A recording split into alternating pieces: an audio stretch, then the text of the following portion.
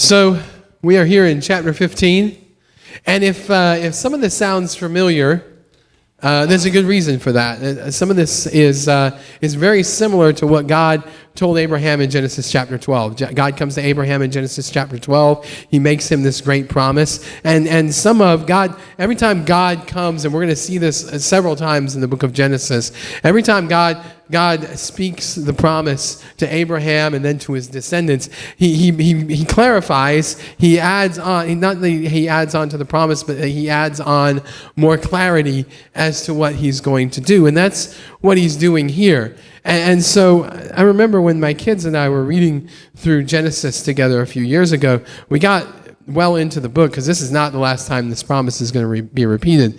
And I remember one of the girls saying, I think we've heard this before. And so we actually went back and counted, and we got to at least 7 times. And I think there was a couple more times afterwards that it gets repeated. At least 7 times that God's going to repeat this promise to Abraham. And it's interesting. On one hand, you might be tempted to think, okay, well, we already know this. That's great. We already know this. I don't know that this is necessary. Maybe we skip chapter 15, go straight on to chapter 16. But on the other hand, we got to look at where we're at in Abraham's life. A lot of stuff has happened between Genesis chapter 12 and now. A lot of stuff has happened. In chapter 12, God comes and he gives the promise to Abraham, I'm going to bless you. I'm going to bless the whole world through you. Everyone that blesses you, I will bless. Everyone that messes with you, I'm going to curse. And the whole world is going to be blessed through you. And then what happens after that? There's a famine. And Abraham goes to Egypt. And there's this whole mess with his wife, and he gets exiled from Egypt, and he wanders around. He loses his nephew, Lot. Lot takes off. He leaves the promised land. And then we have this bizarre situation where this world war, and Lot gets kidnapped, and Abraham chases after him, and we have Melchizedek, and all this strange stuff happens. And so here we are several years later, and a lot of life has happened to Abraham. A lot of stuff has happened to Abraham. And I don't think it's any coincidence that this is the first time God comes to reiterate the promise. Because he knows what Abraham needs here. God comes through with this powerful reminder of the promise at just the right time. God always knows what we need. Isn't that right? God always knows what we need. He always gives us what we need when we need it, doesn't he? Not necessarily what we want, right? Not what we think we need. Abraham probably would have liked for God to give him a few thousand extra soldiers in chapter 14 to go after the armies with, right? He went after this big army with 318 men. If it was up to Abram, if Abram was making the decision, he would have been like, yeah, how about 100,000 extra men and a couple of cannons and a few tanks? Let's do that, But God always comes through with what he needs. Think about back to the famine. Extra food would have been nice. Right? Or a little common sense, so I didn't make that whole mess of things with my wife in Egypt. Or maybe Lot. Can I have Lot back? It must have hurt to lose Lot when Lot chose to leave the promised land in favor of the better land. But God gives him what he needs. He says, I'll be with you. I'll protect you. And all this that you're going through now, it'll be worth it one day. And that's the first thing that he gives to him here. He says, fear not, Abram, I am your shield. Your reward shall be very great. I am your shield. I am with you. I see what you're going through now. And all this that you're going through now, it's going to be worth it one day. You'll see. Or actually, if we look at the text in verse 13, Abraham's not going to see it. Verse 13 says, then the Lord said to Abram, know for certain that your offspring will be sojourners in a land that is not theirs, and will be servants there. There's not really a designation in the Hebrew language between servants and slaves. You could translate that slaves if you wanted to. Basically the same word. Let's do that. They will be sojourners in a land that is not theirs, and they will be slaves there. And they will be afflicted for 400 years. Abram's not going to live for 400 years. God's promising, I'm going to bring this great deliverance. I'm going to bring your family into the promised land. I'm going to give you the land. I'm going to bless them. I'm going to make them a blessing to the whole world. But you're not going to see it.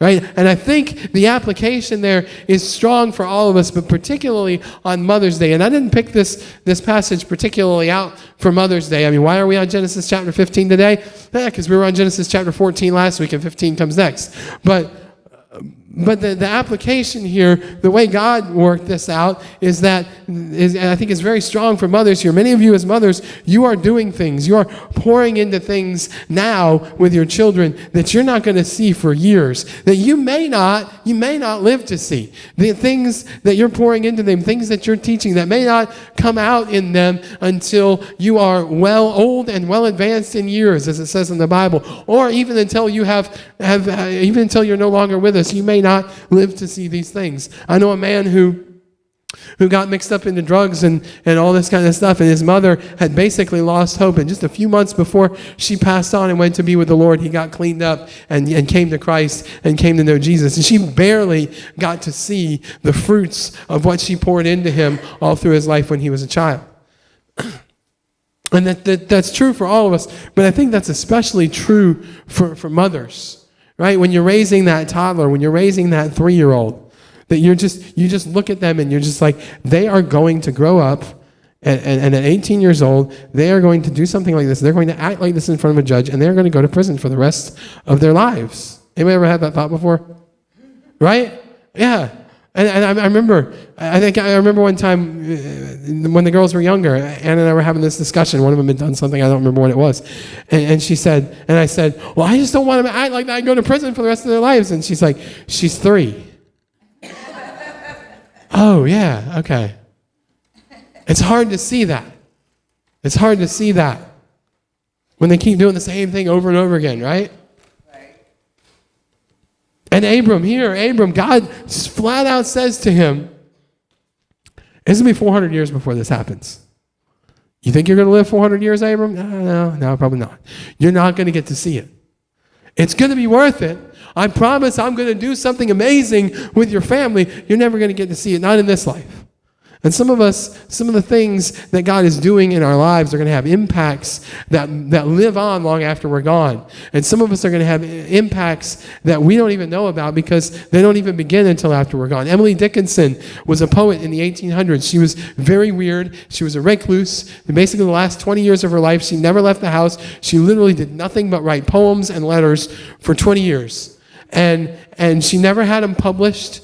Nobody ever knew how good they were. And after she died, they found literally thousands of poems and letters up in her. Well, see, I take that back. She did have a few things published, but she was not well known in her day. And after she died, they found literally thousands of poems and letters up in her attic. And she's now one of the most well-known 19th century poets. But that didn't happen in her lifetime. And so we have to be careful. On one hand, God may want to do something that we'll get to see, that we'll get to understand. But just because we don't get to see it, just because we don't get to understand why God allowed us to go through what we go through, doesn't mean that there wasn't a purpose to it. And that's what's happening with Abram here. Your descendants are going to be slaves for 400 years. That's okay, because I'm still going to fulfill my promise, even if you don't get to see it in this life. I will come through. And look at Abram in verse 6. He said he believed. It said he believed, and his faith is credited to him as righteousness. That's a big deal. It's quoted 4 times in the New Testament. This is how we relate to God. It's not through the law. It's never been through the law. Paul in the New Testament makes a big deal of this.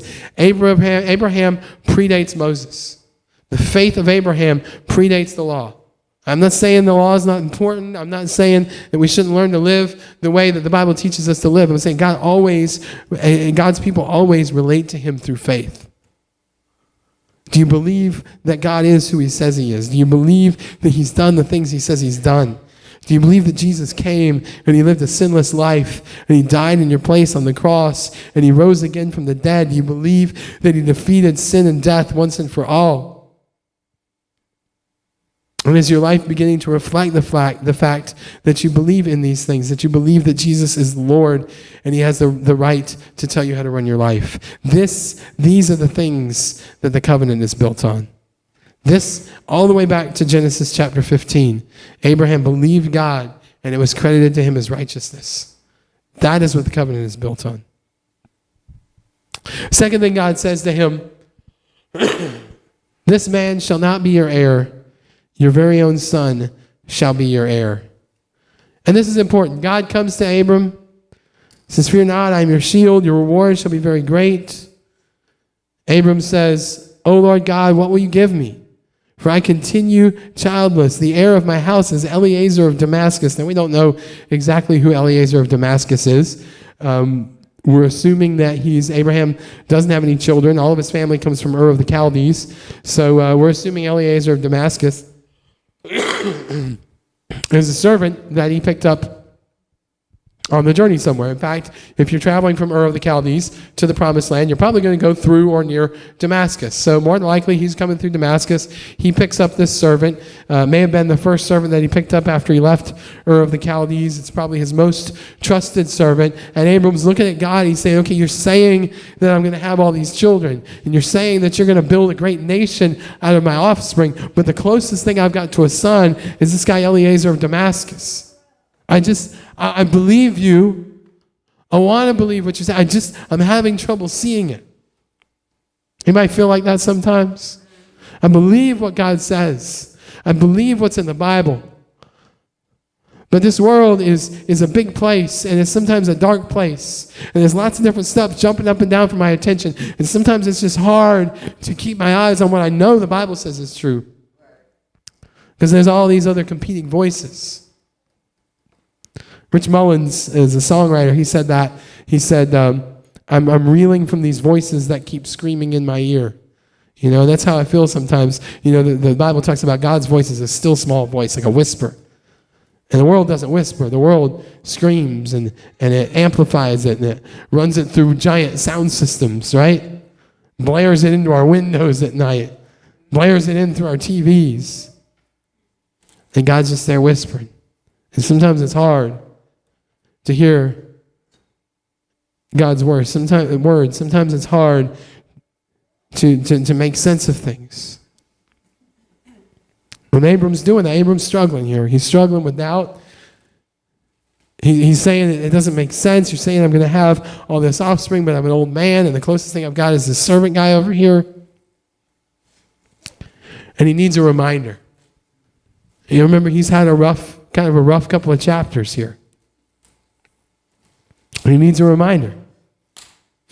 Lord, I don't have a son. How are you going to do this? Now, Sarai's doubt was an expression of faithlessness. Y'all are probably familiar. We'll look at this more in a couple of weeks, but y'all are probably familiar in a couple of weeks. God's going to promise Sarai a son. And Sarai's going to laugh at God, being like, I'm not going to have a son. You're crazy, And that is an expression, at least in that moment, of faithlessness. Now, God's going to grow Sarai through this, and she's going to die a faithful woman. But that in that moment is an expression of faithlessness. I don't think that's where Abraham is here. I don't think it's an expression of faithlessness so much. He's not saying, yeah, right, that's not going to happen. Right? Abram's doubt is an expression of the circumstances that he's in. He is struggling out of a broken heart, maybe, or he's struggling out of just life's circumstances and just not seeing it, just not being able to understand it. He's saying, look, I hear you, I'm with you, I believe you, but this isn't going like I planned. Lot is gone, and this guy I picked up in Damascus, what's his name? Eliezer. He's the closest thing I have to an heir. I'm not saying you can't do it. I'm just saying I'm having trouble seeing it. In a way, Abram's doubt is an expression of faith because he's taking the promise very, very seriously. He's not just saying, oh, Lord, I believe, and then just kind of wandering off. Right? He's considering the words that the Lord is speaking to him. And he's taking them deeply into his heart and into his mind, and he's turning them over, and he's taking them very seriously. He's looking around, he's saying, I want to see it, but I'm just struggling. And sometimes when we struggle with doubt, we're being like Sarai, and we're just being faithless. But sometimes when we struggle with doubt, it's because we're saying, I know this is real. I know this is true. Deep down, I know that this has to be real. I'm just having trouble working it out in my mind and in my heart. And can I say something? I think some people feel like they never have any doubts. Now, there are some people that they never have any doubts because God has just given them this incredible faith, this incredible gift that I don't always feel like I possess. And they are just so strong in their faith that God has given them that they very rarely have any doubts. Right? Some people, though, I think some people feel like they never struggle with doubts because they've never really taken what the Bible says very seriously. Oh, I believe every word. Never read it, but I believe every word, you know?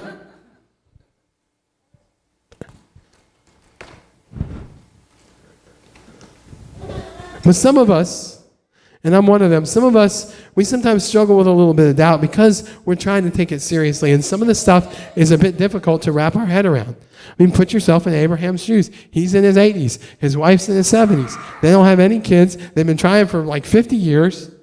And God's like, hey, you're going to have a kid. Yeah.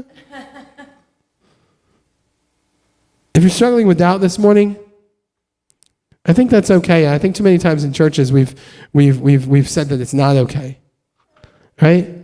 Now, if you're being like Sarah, you're like, yeah, whatever, that's weird. No, that's a problem. But if you're struggling with doubt, if you're honestly saying, I'm really trying to figure out how this works. I'm really, Lord, help me to understand this. You know, if you're praying like the disciples, when Jesus asked them if they believe, and they said, yes, I believe, help my unbelief, in the same sentence. If that's where you're coming from, I think that's not necessarily a bad thing. I think that's okay. It may just mean you're taking this stuff seriously.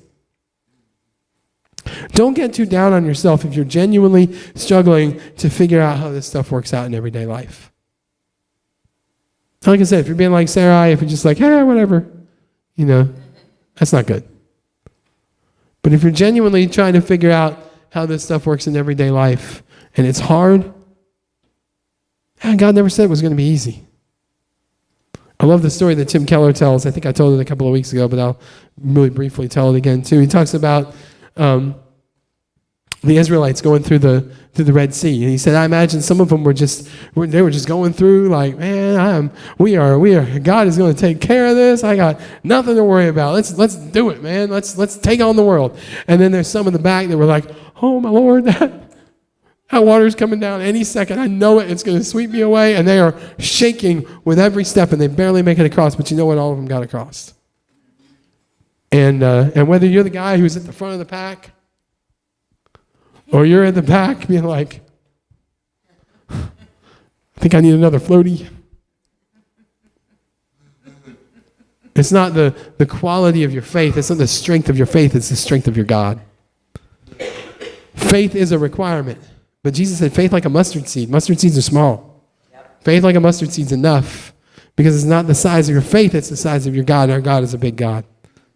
Third thing he says to Abram, he says, look toward heaven and number the stars if you are able to number them.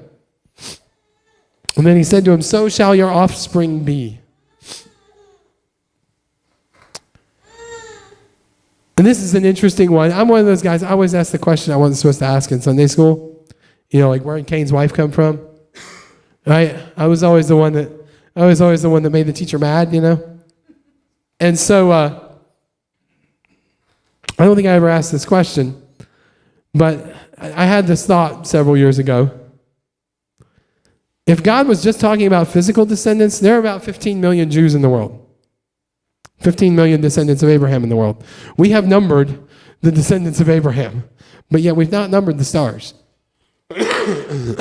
We've estimated them. So if we're just talking about physical descendants here, yes, this is a physical promise to Abraham to make a nation out of him. But I think it's bigger than that. Because if you look in Romans chapter 11, we get Romans chapter 11, 19. It's talking about, it says, branches were broken off so that you might be grafted in. Paul is talking to us Gentiles, and he's relating, he's calling Israel basically a vine, and he's saying that the vine, branches and the vine have been broken off. Physical descendants of Abraham have been broken off who didn't believe in Jesus so that Gentiles may be grafted in. And so, yes, there is a physical sense in which this promise is true. There is a physical sense in which God made a great nation out of Abraham, a nation that we're still talking about here today, the nation of Israel that brought about the Messiah that God used to bless the whole world. But there's a spiritual sense in which this promise is true. Just Just like that old song, Father Abraham had many sons. That's actually a very theologically deep song because it teaches us that we have been grafted in to the promises of God, that we have been grafted in to the covenant that God made with Abraham, that literally we can't count the number of descendants because there are followers of Jesus in every country and on every continent and every corner of this world. There are followers of Jesus. There are millions of us. There are probably billions of us. And what that means is, one, that God kept his promise. Two, that it was a spiritual promise. And three, it means that everything that God promised Abraham, he's promising me too. Everything in a spiritual sense. I'm not going to necessarily have 15 million kids, I hope, but in a spiritual sense, that's true. He's gonna build a legacy for me. And I might not get to see it, and people might not remember my name, but if I'm faithful to what he's called me to do and faithful to who he's called me to be, the things that God is doing through me now and is going to do through me in this life should live on after me after I'm gone. Everything he's promising Abraham, he's promising of me too. Everything God did for Abraham, he'll do for me too. It's more spiritual now. It's not quite as physical. I can't trace my biological lineage back to Abraham. And as far as I know, none of us in here can do that either. But spiritually, Father Abraham had many sons. I am one of them, and so are you. Not genetically, but spiritually. Suddenly there's something to that song. It's not just about looking ridiculous, you know? I want to close this morning by looking at one more thing that God did for Abraham's children in verses 13 through 16. And then we're going to turn over to Hosea 11 one more real quick and just kind of look at how God fulfills this promise. In verse 13 it says, Then the Lord said to Abram, Know for certain that your offspring will be sojourners in a land that is not theirs, and will be servants there, and they will be afflicted for 400 years. But I will bring judgment on the nation that they serve, and afterward they shall come out with great possessions. As for you, you shall go to your fathers in peace. You shall be buried in a good old age, and they shall come back here in the 4th generation, for the iniquity of the Amorites is not complete. So God promises they're going to go into slavery, and they're going to come out, and he's going to be their God, and they're going to be his people. And then we look at Hosea 11. 800 years later, Hosea is reflecting back on what this looks like from the perspective of history. Right? So this is God speaking to Abraham 400 years before it happened, saying this is what it's going to look like. And then this is Hosea 800 years later saying this is what it looked like. He said, When Israel was a child, I loved him. And out of Egypt I called my son. The more they were called, the more they went away. They kept sacrificing to the Baals and burning offerings to idols. Yet it was I who taught Ephraim how to walk. I took them up by their arms, but they did not know that I healed them. I led them with cords of kindness, with bands of love, and I became to them as one who eases the yoke on their jaws. And I bent down to them and fed them. They shall not return to the land of Egypt, but Assyria shall be their king, because they have refused to return to me. And so we see how God has fulfilled this promise. And if you've read the Gospel of Matthew, you'll recognize that phrase, out of Egypt I called my son. And what Hosea is doing